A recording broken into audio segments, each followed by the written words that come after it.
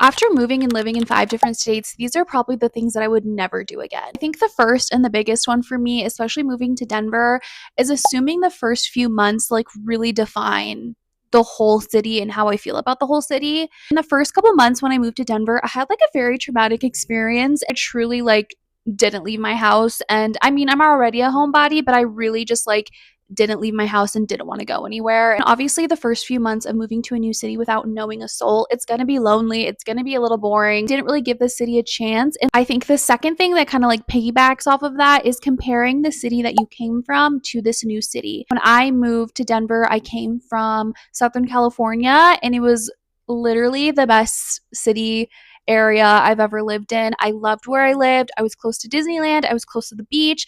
I made some of the best friends I could ever have when I lived in California. I was close to the desert, the mountains. I had it good in California. I loved it, but I would constantly compare it to Denver. Every city has its own rhythm. So when you're constantly comparing, you are just staying mentally somewhere else and you're not letting yourself fully experience the new city for what it is. I think the next one is not finding my routines early enough.